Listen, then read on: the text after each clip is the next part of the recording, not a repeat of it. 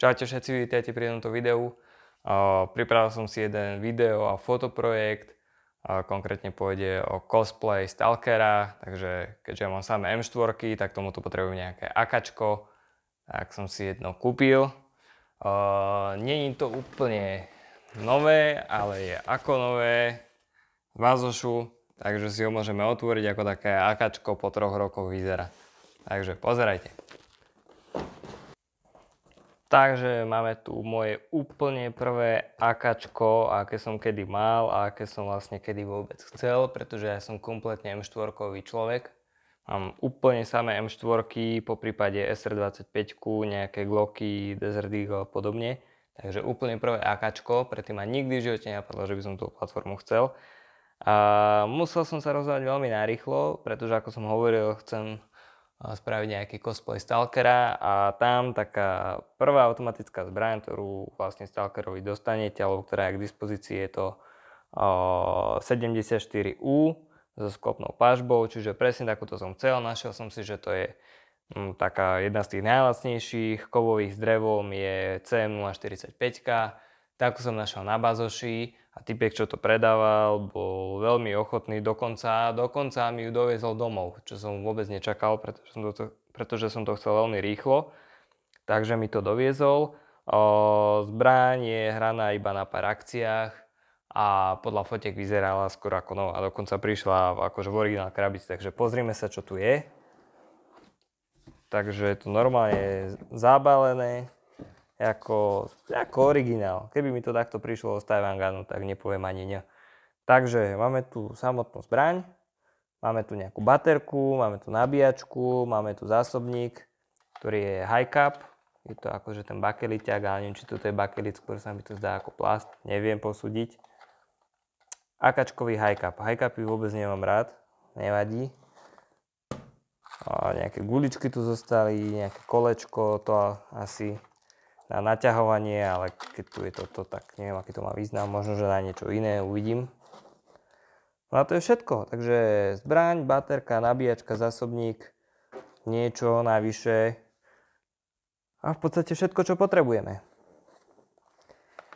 Takže tu je vlastne samotné akačko. Ja teda zarazil, že vyzerá úplne ako nové, až tuto je nejaké 1-2 škrabanček, ale to vôbec nevadí. Ešte je tu dokonca aj blôčik od toho. Takže takto to vypadá. Je to celokovové prevedenie s tým, že dokonca je tu oceľ. Pažba je oceľová, kryt receiveru je oceľový. To telo, čiže ten spodný receiver je oceľové. Hlavenie je oceľová, tento kompenzátor je oceľový. Proste je tu strašne veľa oceľových vecí, čo ma šokovalo. Čo není oceľové a je kovové, tak je nejaká hliníko, zlínko, zliatina. Toto je drevené, aj vrchná časť predpažby, aj spodná časť predpažby je drevená. A ručka je klasický polymer, ako na 74. Pôsobí to celkom pekne, ja som bol veľmi spokojný s tým, keď som to dostal. Za tú cenu a že to má 3 roky, tak to vyzerá skutočne, že to bolo maličko hrané. A na to, na čo to chcem, je to úplne dokonalé. Samozrejme, ako všetky akačka, ktoré som ja kedy držal v ruke, tak ten polymerový grip, no není to úplne také pevné ako na mojich M4, ale je to úplne vyhovujúce, vôbec mi to nevadí. V podstate štandard akačkovský, tam sa nastavuje hobab. Dáme si zásobník pre lepší luk. Sedí pekne, úplne maličká vôľa, vôbec sa to tam nejako netrase, takže úplne super. Prepínač prepína pekne, klik. Takže teším sa na nejaké testy, vyzerá to pekne. Ešte druhá vec, mne sa tieto akačkové plastiaky moc nepačia, preto som si ja kúpil, alebo preto ja mám akačkové plechače, takže tam dám plechač v pohode. Je to tlačák, mal by mať kapacitu 150 bebečiek. Uvidíme, vyskúšam to, ale podľa mňa s týmto plechačom vyzerá to akačko oveľa krajšie ako s tým originálnym plastiakom.